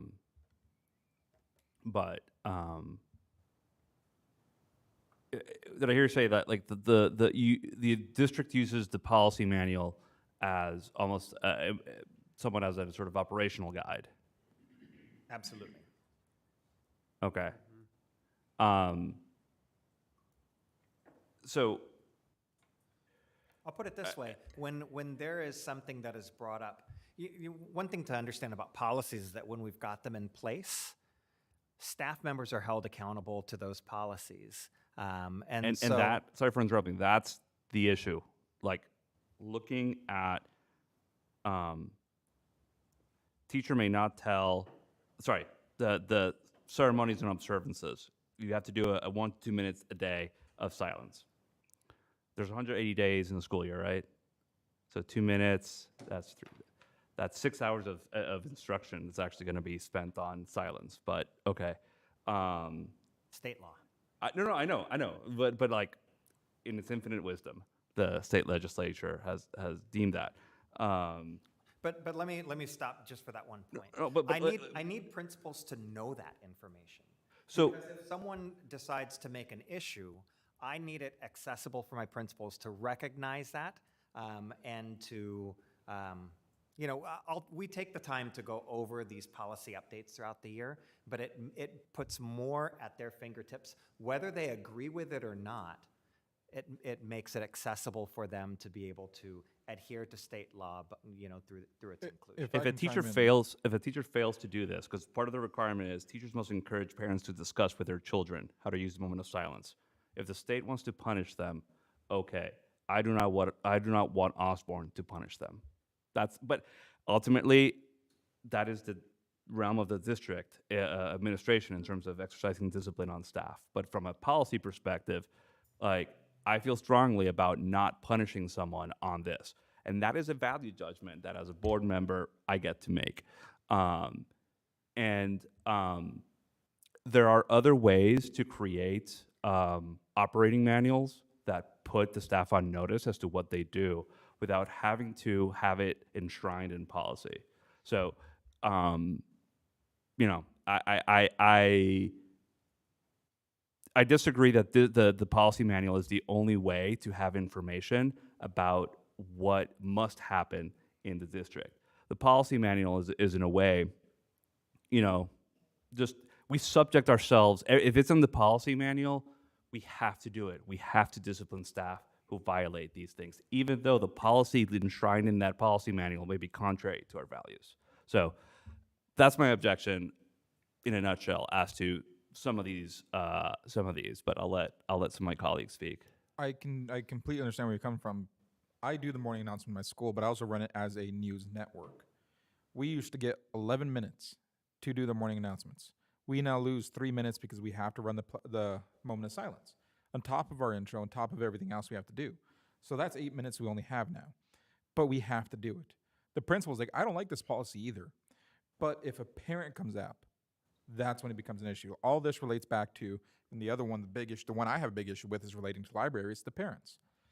When I was a kid and I was sitting in the library, I was the nerd who was sitting next to the librarian at lunch and whenever I had free time, ordering books. We'd order them one day, we'd get them a week later. We didn't have to have the 60-day waiting period. People had a constant supply of fresh books. But now we have to open up to that parents. I can understand curriculum, but library books? But I understand at the end of the day, I get where you're coming from completely. The legislature infinite wisdom is trying to, it's a scare tactic, but they're putting it into law. I have issues with it too, but at the end of the day, with the current political climate and the current way some parents are, especially the way some are where I work, it's best to err on the side of caution. And trust me, like I said, I completely get what you're saying too. I don't want to be punished as a teacher for not playing a moment of silence. I had teachers in my inbox last year complaining that we forgot to run the pledge one day. Multiple people mad about that. But I get where you're coming from. It feels weird to put that and punish a teacher for it. But at the end of the day, we have to err on the side of caution, because the way our legislator is and their infinite wisdom is really coming at, and this is coming from a teacher, at us. I have to err on the side of caution constantly. I have to question, what am I saying? The controversial issues one. I have to question what I'm saying. It's all in a way to scare teachers. They want to, I could go off, but I'm trying to refrain. Okay. Thank you.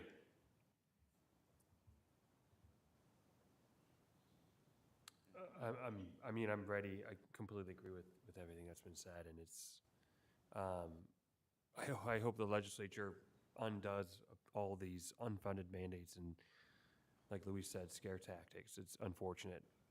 What we've got in front of us is what we have to do and do what's best for the district.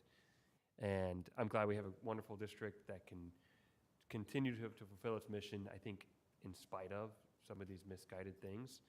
I'm ready to move to approve the first reading as amended, unless there's any further discussion. I was going to add one point. Go ahead. Sorry. And to also your point, Juan, yes, this is a manual that instructs us to do it, but knowing our principals here, knowing our admin, I doubt anyone would pull them to an office and put on record that they're being punished or being written up for not doing that. It's a scare tactic. I think it lies in the admin, and to what Dr. Robert said, he has to have it for the principals so they know. But at the end of the day, I get where you're coming from, and I think it relates more to my bigger picture issue. I doubt anyone here is going to punish them if they one day, oh crap, I need to play it only for 45 seconds. There's a lot to do. Because I get it. It's 6 hours. But I don't think any of our admin are going to be like that. For me, it's the bigger picture. I know there will be some who are like that. But I don't worry about our district. I don't like the legislation, but I feel you. And, yeah. So can you repeat your, I move that we approve the first reading. I second it. when you say as amended, what? Or as recommended. Recommended. I'll second it. Motion's been made and seconded. All those in favor? Aye. Aye. Any opposed? Nay. Motion carries. All right. And then that, I think the tax rates is Yep. the only item left for this number.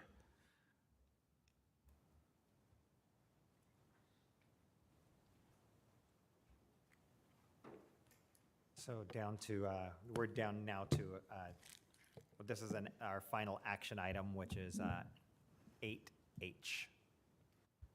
And I think this is an informational update. It's not for action. Good evening.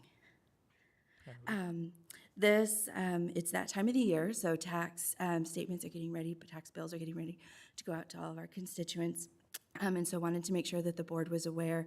And so the table there in the board page also shows that last 3 years historical tax rates. So you can see that look back, our tax rates have gone down each year in both the primary and the secondary, so the overall rate. This is the lowest rate that we've had in the last 3 years.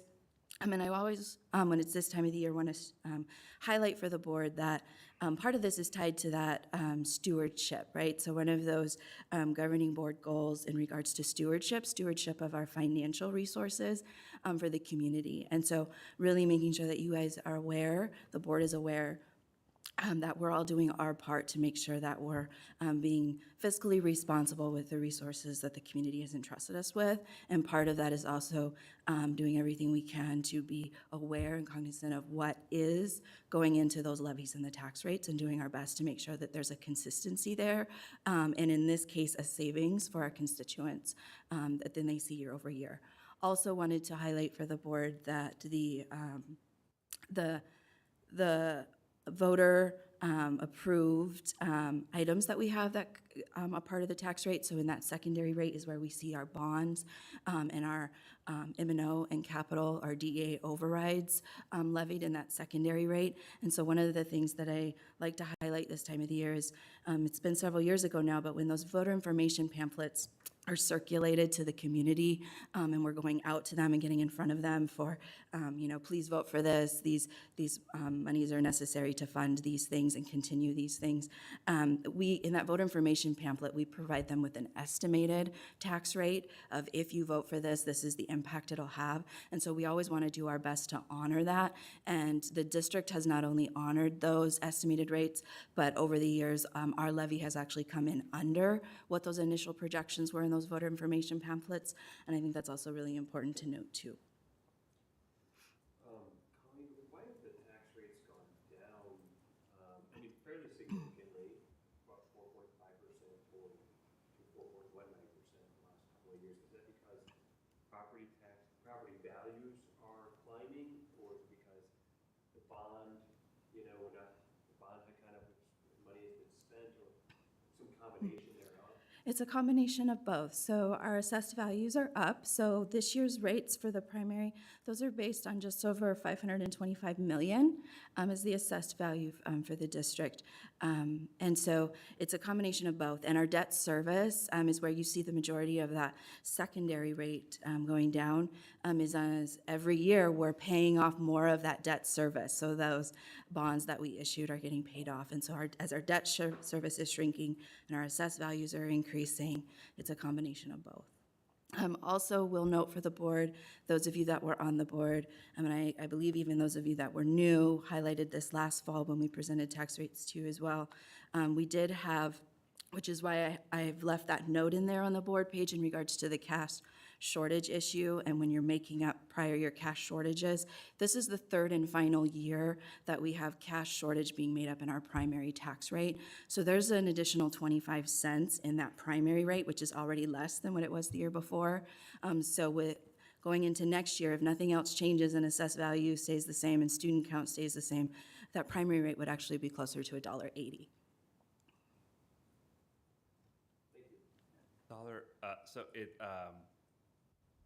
Sorry, what was that amount? So Not $1.80. It's the difference is 25 cents. Okay. yeah, so the primary, Expected increase again from there is no increase from the M&O. If the M&O passes, the secondary rate will stay the same, or approximately. yes. Okay. Okay, so even if the M&O is renewed, our residents will likely see a tax decrease next year, And that's- assuming things stay the same. Yes, in that secondary rate, because that secondary rate is not just the M&O override, it's a combination of the M&O override, the capital override, and the bond debt service. And so our debt service will be decreased again by the time we set rates next year. So yes, to answer your question, if nothing else changes and the continuation of the maintenance and operations override is approved, if nothing else changes, there would be even a savings to that secondary rate next year because of all the other factors that go into that total. Would it be the secondary or the primary that goes The down? secondary. Okay. Yeah, all of the voter approved items are in that secondary rate. Your primary is funding what's provided to you by state in that budget formula by the state. The cash shortage is recouped in the primary, right? Yes. Okay, that's what I mean. So the secondary would stay approximately the same, but the primary is scheduled to go down next year. Yes, the secondary is also scheduled to decrease, so I guess it was actually, yeah, the secondary is scheduled to decrease because our bond debt service is continuing to go down. So until we get to a point where the district has a need to request and voter approval to issue additional bonds, that debt service is going to continue to decrease, so that secondary rate is going to continue to go down as well. Okay. So, all right. Thank you. That sounds promising. Any other questions? Sounds like we've got some capacity. I walked around the schools recently, I see a lot of needs still. So conversation for another day, but thank you so much for today. Thank you. All right. That is it. I think we go to agenda item 9, which we already addressed by selecting a delegate. Yeah, so there are 3 parts to item 9. The first is the ASBA county meeting on October 17th. It's more notice for everyone, so we have a delegate, but all of you are invited to attend the county meeting. So registration's required. send Lisa an email if you're interested in going to the county meeting on October 17th, and she will get registration done for you. The second piece is reflections on the ASBA Law Conference and Delegate Assembly. So, Ed, you attended the Law Conference, and Luis, you attended the Delegate Assembly. So you each get an opportunity if there's anything you'd like to share about those experiences. Yeah, well, thank you so much. It was a great conference. I was the only one, at least for the days that I was there, holding it down for Osborne, these two guys. But it really was good. I didn't get a chance next year to do it.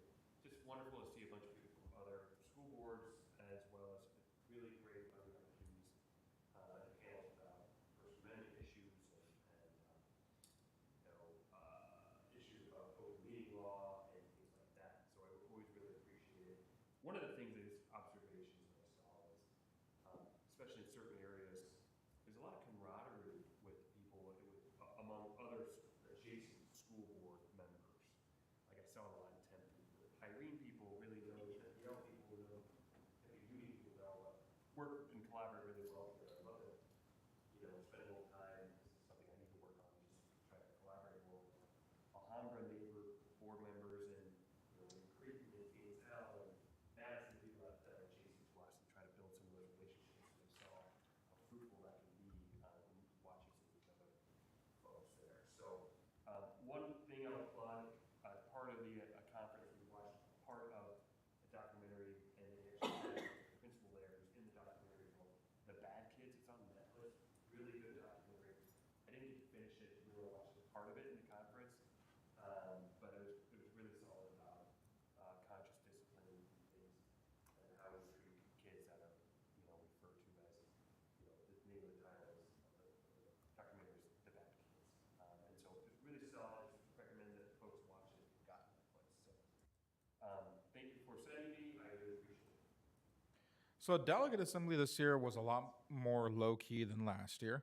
Last year's, I don't think I talked too much about last year's. Last year's was very volatile due to just the political sphere and everything. This year, the three comments that stuck to mind, or well, four things. One of them's attached to one of them, is young board members, younger than myself. And that comment that made me realize that and made me excited that there were young people taking an interest in this was like, yeah, so when we're talking about school safety, there are some of us in this room who were born after Columbine and had to really stop and think like, wait, what? That was 23 years ago. So they're young. And it made me excited. They're taking a part in investing in their education. One was from Sunnyside, one was from Rana Unified. I mean, Tempe had a couple young people there too. So it was awesome to see that. Two comments that stuck out to me, and this is what makes me worried with this legislation. After Delegate Assembly was comments made against desegregation funds and voting rights. Those were things that were very big comments. People spoke quite a bit, or they spoke a little bit about it, why they view that way. And that was worrisome. But luckily, that was the volatile moments. Everyone else got up and kind of shut them up. Shouldn't be excited about that, but it just, the way the comments were made, it was awesome to see people take a stand against it. So the Delegate Assembly went smooth. We approved everything pretty much just as it was. Nothing of note, unlike last year, where there was a lot of volatileness around sex education, social and emotional learning, and everything. This year was just the voting rights and desegregation were hot topics. Was last year's conference online or in person? It was in person. Okay. There were a couple really funny masks at that last year's conference, too. Okay. So, yeah. It's great for board members to have that opportunity to go to that law conference. Actually, today we had principals that were at the ASA, the Arizona School Administrators. They sponsor the principals in the law conference. So we had very good representation. How many of you guys were there? 4? 5? 5 of you. So we had great representation as our principals play a large role from that other side. You're there from the governance side, and they're there on the administrative side, carrying out, policies and the law, so upping their professional learning. The last board development item is this isn't a vote, but more a check on availability. When we set the calendar back in January for the year, we did not include a work study session for the month of October, mainly because we had the first week of October, that first Thursday, we're going to be on fall break. And then the regular meeting comes up not to, I think, on the 17th or 19th, somewhere around there. The one thing that I failed to mention to you back in January was that we actually need an October meeting prior to October 15th for approval of the FY22 AFR. So want to just check availability of board members to be able to hold a special meeting of the board on, if we're looking at those Thursday work study times, that would be Thursday, October 13th. And I really do recommend giving as much time as possible so that Colleen has time for doing everything necessary with completing the AFR for you before needing to get it submitted by October 15th. So I just want to check on availability on Thursday, the 13th. I am available, that totally works. If I make just a little request of availability, 5:30 start would be wonderful. Don't know if I can make it there on time, it's at 4:30. I should be available. Felix is having his surgery on the 11th, but it's outpatient, so I should be fine. Wishing him well and hoping you'll be here with us. Okay, I'm available at 5:30 on October 13th. That's my fall break, so I might be in Tucson, but if it's possible, I can phone in or Zoom in. We'll make that available. Yeah. I'm good. And if not, we'll definitely have a quorum of the board. So, but we'll make it available to you. Yeah. Thank you.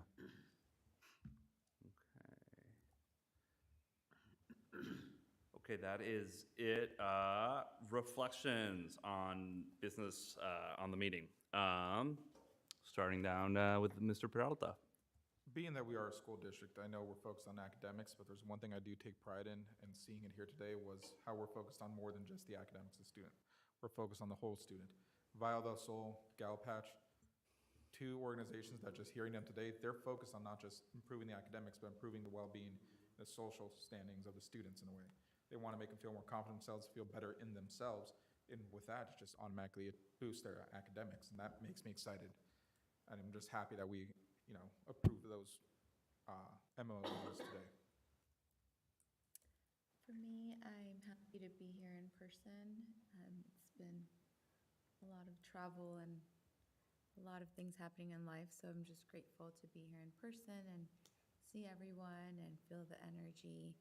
And yeah, I've always been a fan of VIA. I know that partnership started 2 years before I joined the board, and Patty was leading the way and doing amazing things that she's done, and just seeing the additional partnerships, like Luis said, just, the very focus of this new partnership with this woman who is really energetic and trying to bring something that is unique. And we talk about having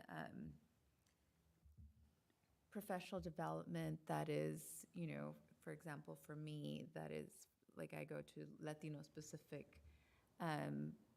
conferences, and just seeing that we're bringing to our communities, specific cultural opportunities for our students, I think is very important. And then also looking at the data, or looking with Abby at what's happening and seeing where our kiddos are, like, is a refresher and kind of like reminds me of why we're here and the impacts that the pandemic continues to have on our students. So glad to be back in person and see people and see what's happening in our community.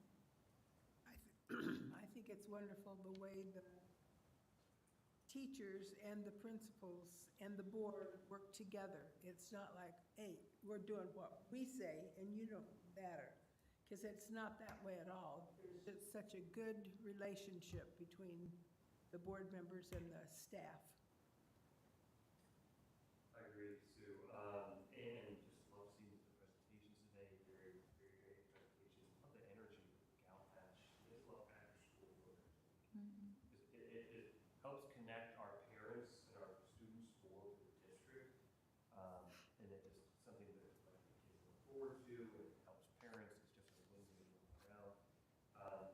And it's good to see everybody. And I think I can get away with this on this agenda, but just to mention, really appreciate hospitality when we got to visit all the schools recently. That was a wonderful day, and I really appreciate all the principals and staff rolling out the red carpet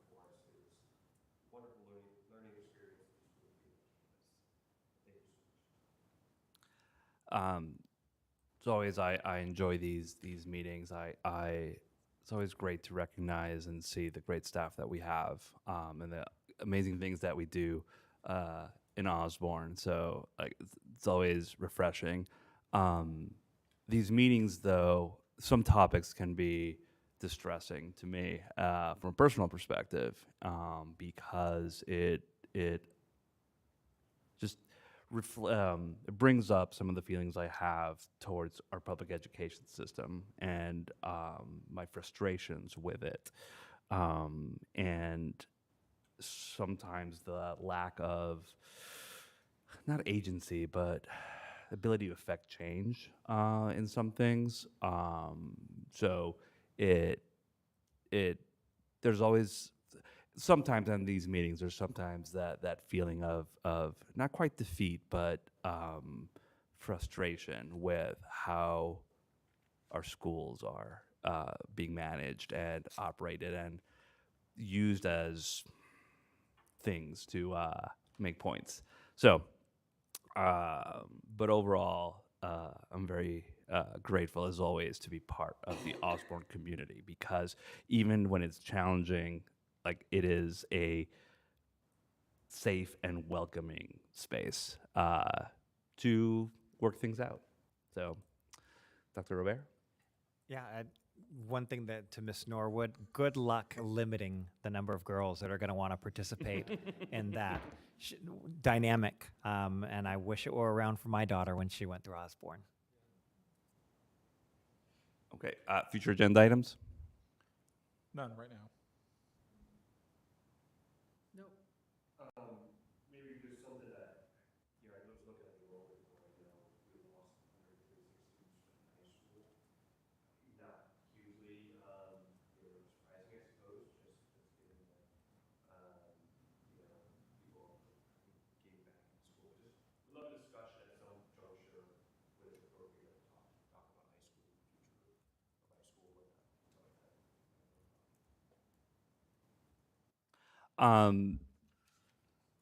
Is it still on the agenda for later this year, security briefing? Yes, Okay. I actually would like to include that in that work study in October. Okay. Then I'd be interested in seeing, could be a report to the board about the activities and outcomes on some of our marketing and social media initiatives that I've seen, and things look really great online. Just been very happy and pleased at the frequency and the variety and the nature of it. Just seeing if there's any sort of data that can be presented about, like, here's the type of postings that we make. Here's kind of the themes that we're trying to highlight, and metrics behind that. Are we reaching people? Are we getting engagement? That sort of thing. So it doesn't have to be a board meeting agenda, but perhaps a written report. If I may add one comment there real quick, just kind of a funny comment. I love the fact that I got an Instagram message in my inbox from Osborne today saying, hey, there's a board meeting today. And I was like, that's awesome. Just want to put that out there. Yep. It's the first time we've been engaged through social media on Yep. here. All right. That is it for the published agenda. As always, thank you very much and have a good night. Meeting's adjourned. No, I do on Facebook. I Yeah. don't really, but I shared it on my Instagram.